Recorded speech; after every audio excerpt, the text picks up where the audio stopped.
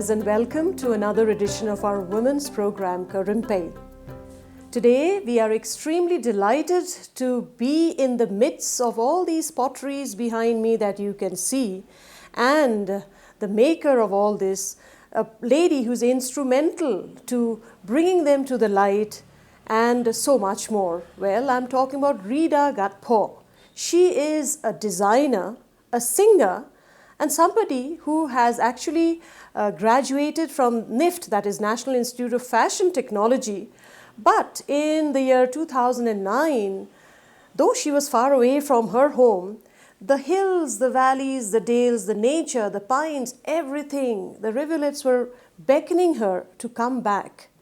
And she did a sudden shift to leave everything behind and to come back to her home and start something afresh.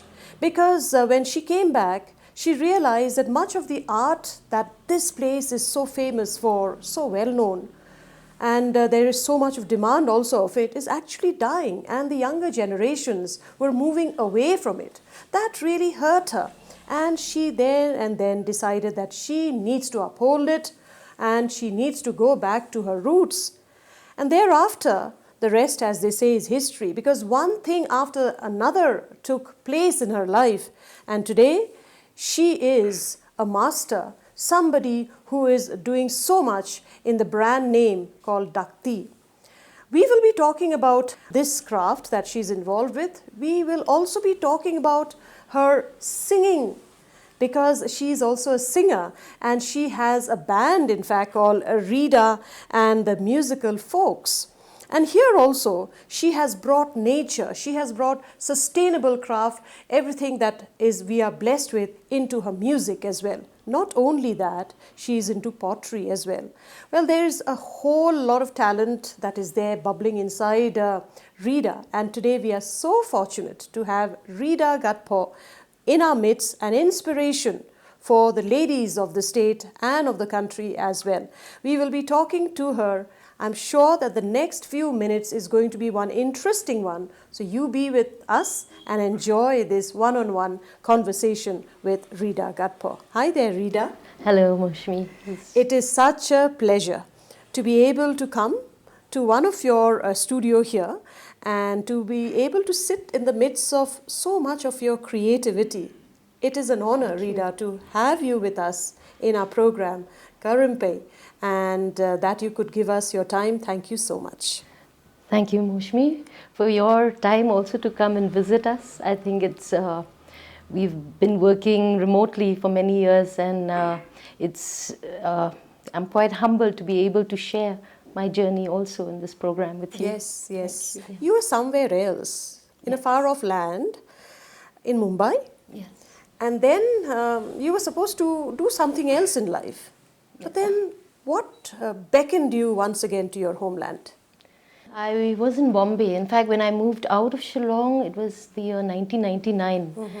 I moved out of the state to study. I studied design. Right. Then eventually we got placed. So I was working with Future Group. Mm-hmm. I was a part of the design team and also a part of the innovation incubation team there for a few years. Mm. And obviously working in the corporate environment, retail, also fashion, it's designing a lot of products. I've learned a lot, and also saw that the approach was not really sustainable for me. I learned a lot because I think when we consume too much, we give out, and also we could see that fashion has become like one of the biggest pollutant to the environment.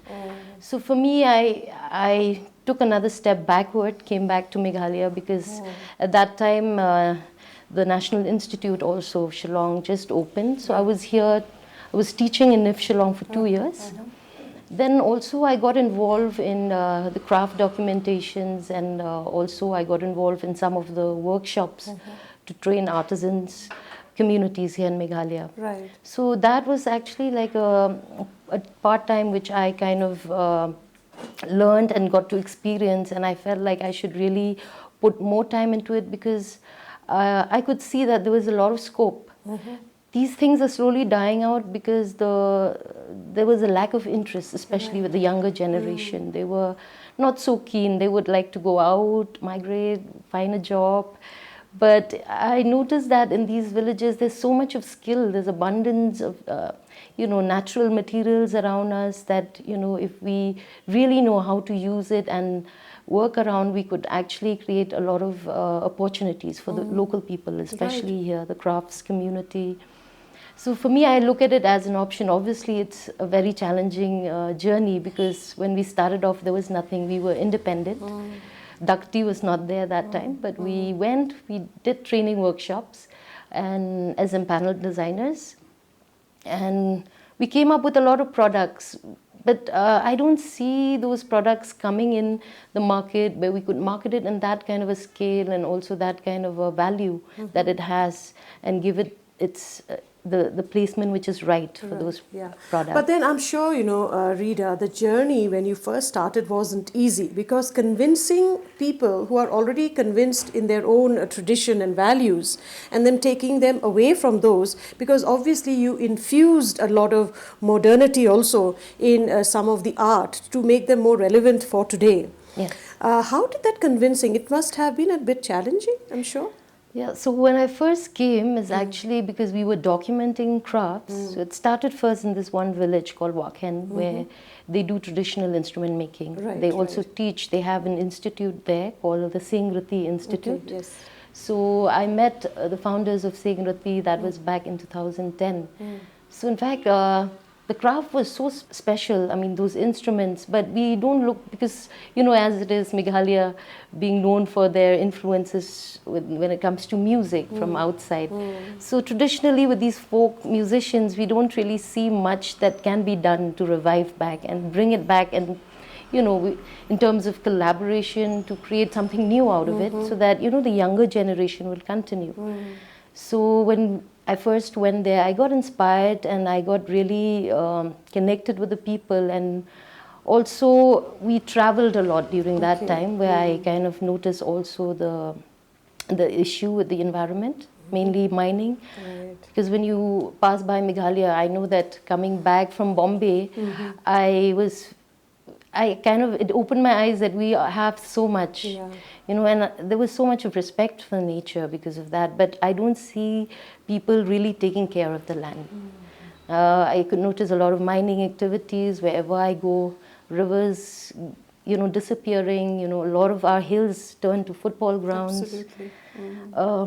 So it was kind of affecting the community, livelihoods of the community in those areas who still practice this craft because obviously, as it is, if we don't do it the right way, it will eventually disappear. So I thought, to start up a ecological art music album through this experience. We came up with Musical Nature in 2013. Okay, yes. And we collaborated with the traditional instruments from Wakhen. We also got in the contemporary artists from around Meghalaya. So we are a mix of very different background people who also make their own instrument, also design their own work. Like we have potters, we have instrument makers, we have an artist who are also collaborating with us. So it becomes more of a very, not really a band, but a group of artists who comes together who wants to express something. And nature being the inspiration, we kind of tried to blend in, and so I wrote all of these songs. And that's why you call them musical folks. Yes. Right? Yes. So you mostly sing, folk songs. No, so it's a blend.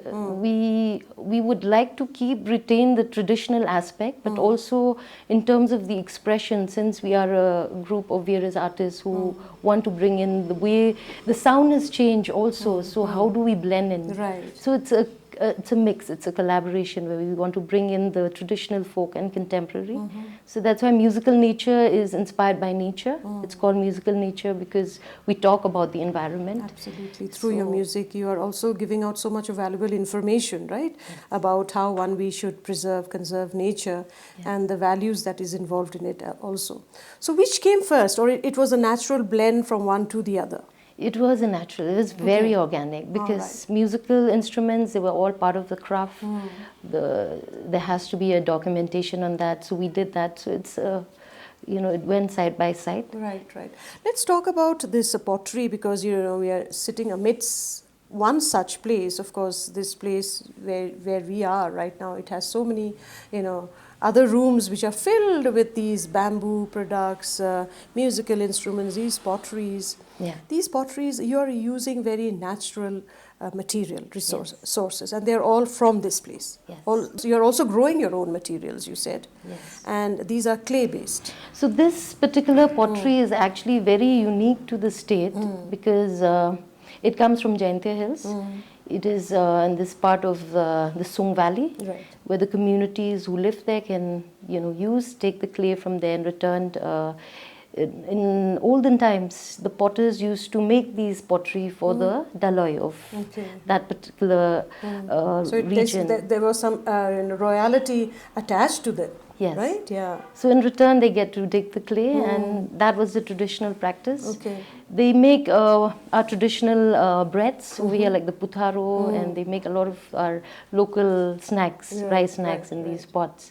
But that was the market, and obviously I come from that region, and when we were doing craft documentation, we were also identifying the crafts which are slowly going and disappearing because of the lack of practice. It was not really taken from one generation to generation. It just died out, and just very few older ladies, women who practice this craft. This craft was practiced, it's known as the Lanai pottery. Right. Obviously now it's spread to other parts also. So I come from this one particular area where I work with the potters from Tirshang. And we started doing an intervention with them. Why not take this pot, which is the wen that makes putharo, and take it to another place, and also people can use, not just putharo, you can make anything. Other items also, yeah. So we came up with a whole range of design, tableware, we have cookware, we have servingware. So it really worked because for them also, they were very open to learning. We were learning from each other.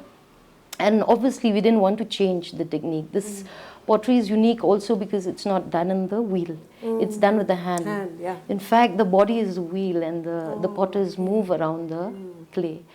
And it's molded with the hand. So every piece is unique. So that is the USP of the brand, because of the uniqueness.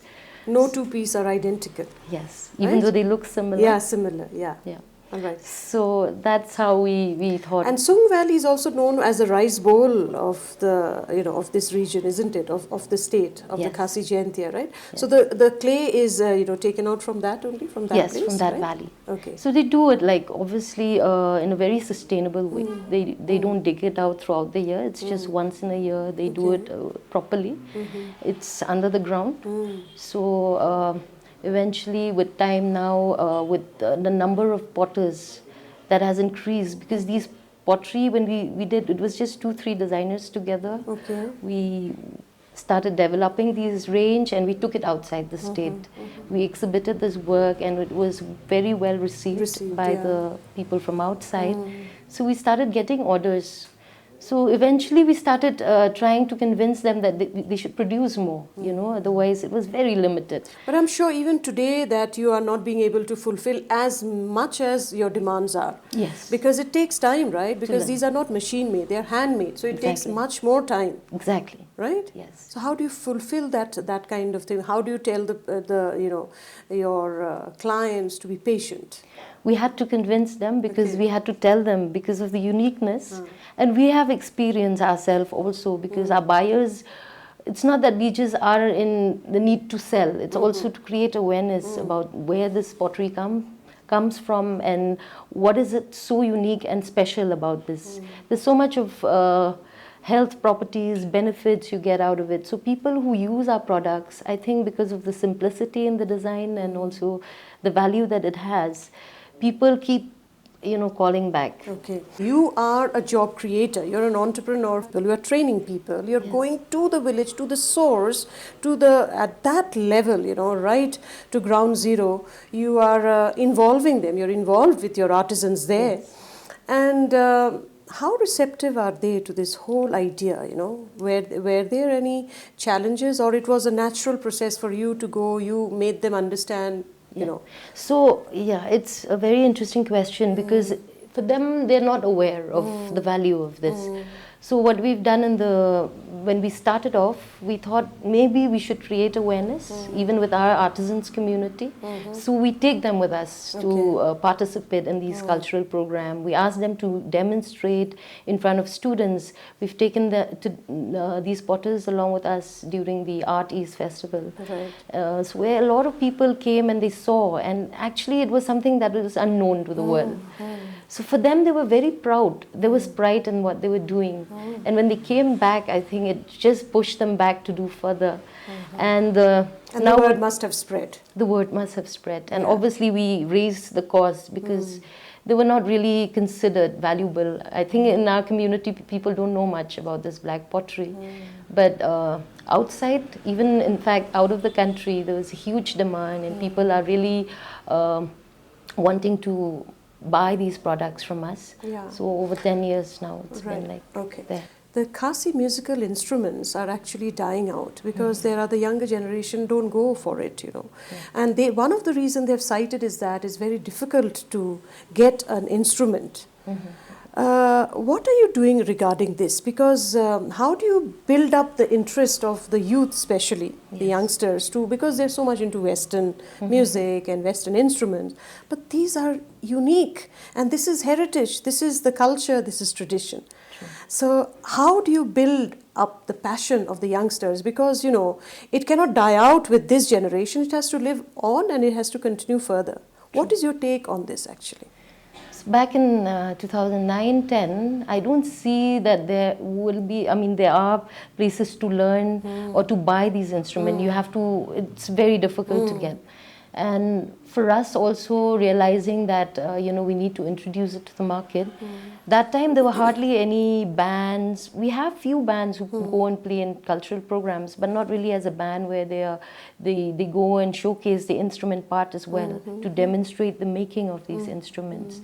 So we've taken even the instrument makers during these events that we showcase and highlight the cultural aspects. And during that time, I think when we came back, the Singrati Institute, also the founders from that institute, Wakhen Village, they got in more encouraged. Even the youths, I noticed then it was almost like shut. You know, people don't really want to learn, but now every Sunday we have a lot of kids. Things have changed now in 23. You have Martin Luther, they have a traditional, you know, music, Khasi music, part of the subject in the college. Even in St. Anthony's, we have now many places around. And you are involved with all of them?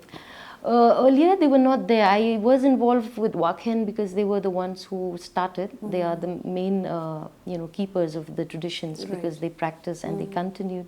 We also have another instrument maker from Gatphoh. He's also mainly into string like Adwaitara, the Maring Ode.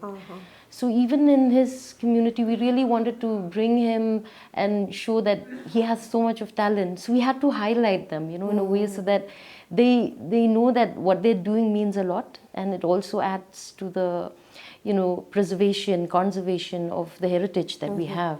So these awareness are very important to show them because for them, they are not really aware because they're not exposed to the outside. They've been here, they work in the village, and for them, it's just that. So, but if you take them out and show them, they get inspired, they get motivated. Right. So, a quick word on this, the brand name that is called Dakti. What does Dakti mean actually? Dakti is a Khasi word. It means the impressions of the hand. It also means to make with the hand, handcrafted. And also it means Dai Gakti, to protect the hand. Because now, as I said, like we work in the corporate retail and everything is machine, it's everything industrialized. But nobody respects the hands anymore. Yeah, but then there's a call now, back to your roots, back to your tradition, right? That has come because I think we have had enough of, you know, the plastic world around us so much that we now want to go back to our roots because our root was so nature-based, right? I mean, it comes from nature, it goes back to the nature, so it was like recycling, right? Yes. Recycling. Rida, you are also working very closely with the government also. And there is a store that I think a year or maybe over a year ago was opened in Delhi called the Meghalayan Age, right? Yes. Tell us about it and how, what has been the response of the people outside, because these are so organic, the materials you're talking about. What is their impression about these crafts, and whenever you go and speak to them, how receptive have they been? Okay, the Meghalayan Age, the store is just turned 1 year this year, and in Jan we celebrated the 1 year anniversary of the store. It was along with the Meghalayan Age Limited, it's part of the tourism. So it used to be the old Delhi Emporium, Meghalaya Emporium, but so it was very sad to know that in 2012-13, when I visited Delhi, I went to the Meghalaya Emporium and I saw that we have Chinese craft in our Meghalayan Emporium.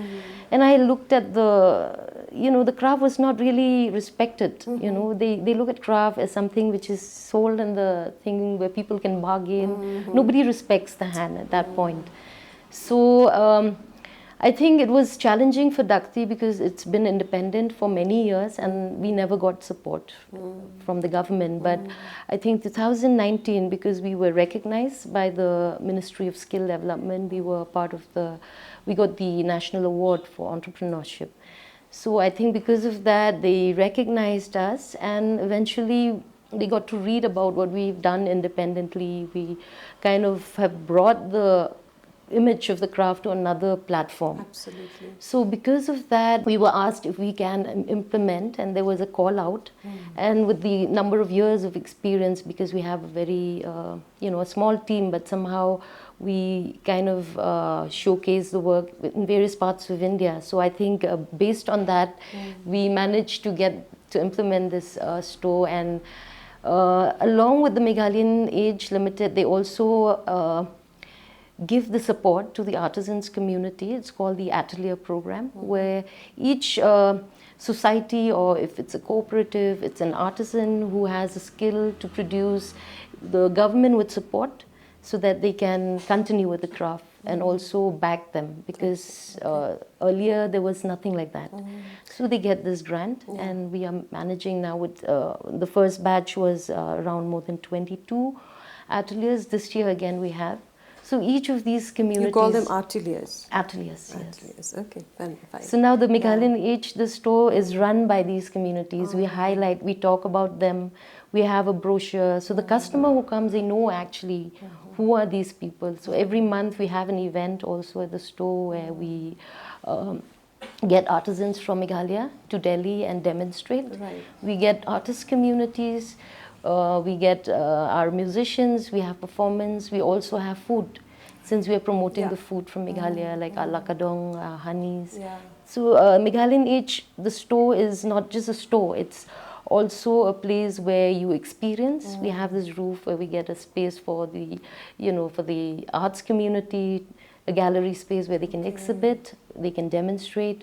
Downstairs we have a place where we sell the products. But also we have the literature section where the authors and writers from Meghalaya also showcase. We invite, I think it's quite a happening place to be, right? It is, I think, somewhere in Connaught Place? In Connaught Place. It is in Connaught Place. All right. So those viewers who are watching, maybe if you want to go and experience Meghalaya, you need to go to that place, right? Definitely. Okay. You also undertake a lot of trainings, right? And give out information. Yes. So how do you go about it? Because I know you yourself, you're a very busy person. You're one day here, next day in Delhi, next day in Garo Hills. To have you in this interview today was quite, since 2-3 weeks we've been working and finally we got you here. So how are you training the younger lot also towards it? Because as I said, this has to go on. Over the past 10 years, our team have also grown, and since we are taking many of these projects, so we've built a team. Since we have to kind of create an inventory, we have to run a space, it has to be sustainable, so we have to also have a very good team. Thankfully now we are also empaneled with the Meghalaya State Skill Development, so we are training artisans. So we're getting a little bit support for that community also, where we train them and we handhold them and we market them. Also you know, it's not just you go to the village one time, you do one workshop and it's over. You have to keep going. You have to keep building that relationship with them with time. So that is how my experience, through this experience. So through this skill development program, we started also having a space in Gatphoh where we conduct these trainings every now and then. We need to train our youths. We wanted to take this not just within the crafts communities, but also in the education, like even in the schools, colleges. Because the new education policy, there's so much of thrust to the skill-based education, skill-based learning, right? Yes. So this can become a subject, in fact. Yes, right? In the school definitely. curriculum as well. Yeah. And you said a little while back that you also grow your materials. What did you mean by that? So when we got this piece of land in Gatphoh, we know that it's ideal to grow bamboo and also all the raw materials that we need. Since we do pottery, we wanted to use sustainable materials even in our packaging. So we started growing our own materials there. We grow our own bamboos. We do treatment, because bamboo is a living material that will, you know, has to be treated so that the product stays, it's durable. So there's a way to process the material. So we built a space over there. We get artisans communities to come and stay in that space, and we teach them how to do the processing, and at the same time we do design intervention, because it's very important. If you take these products out of the state, you've not really seen much interventions with time, but we have such beautiful muras, our basketry from Meghalaya, which are slowly dying, like our khochelas no more. Like the traditional muras that we see, it's my 90-year-old uncle who still weaves. Oh, wow. If you get the newer mura, now it's all turned into plastic because, you know, the lack of understanding. Right, so right.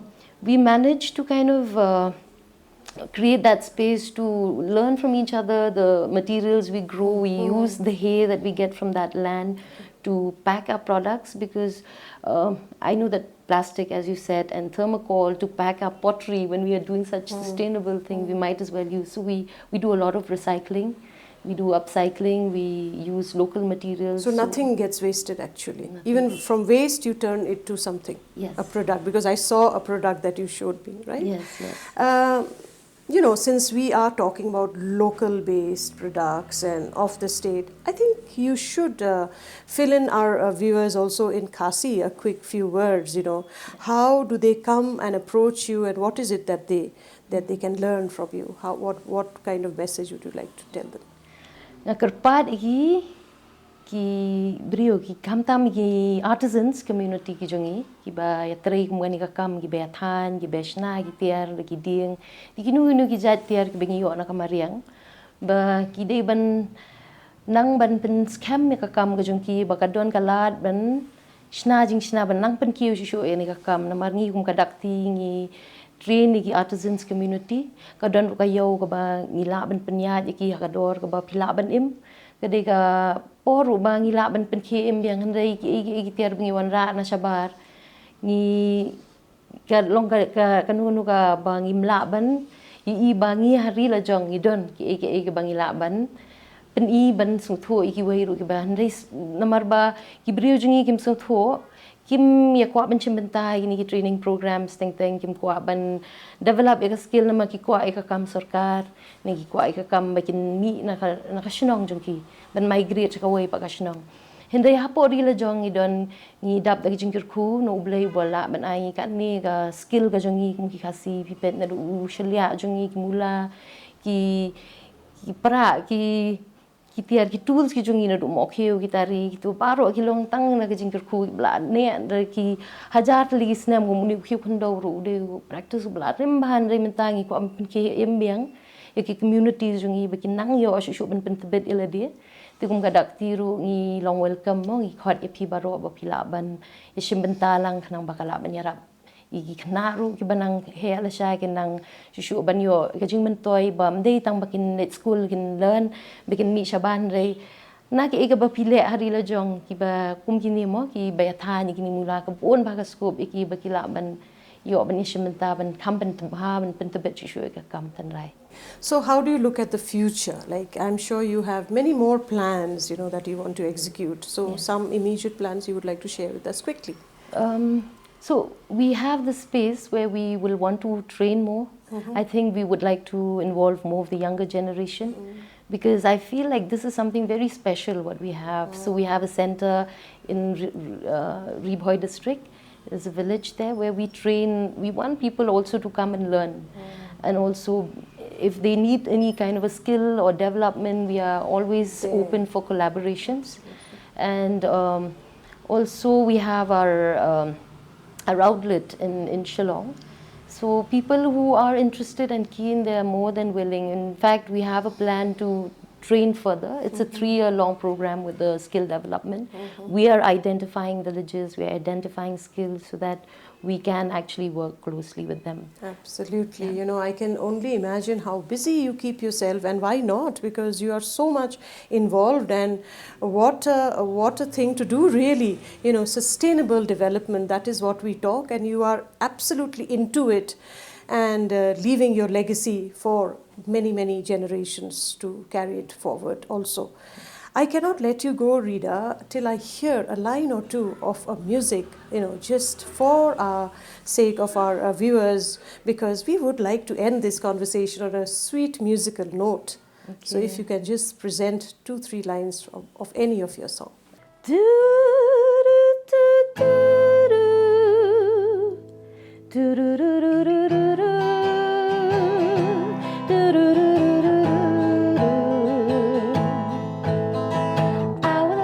Make a point as our belief can be as bad as superior. Our realization as slow as measured. Let's not be a typical but natural, all beautiful and graceful, all unique and big. Let's have a meaningful interaction and reason out with balance, have natural healing, healing for the human, non-human, healing for the soul, the oceans and the stars, the mountains and the valleys, the flowers and the trees, the land, the air that we breathe, the water and deep. We all need healing. We all need healing. Let's have a meaningful interaction and reason out with balance. Have natural healing.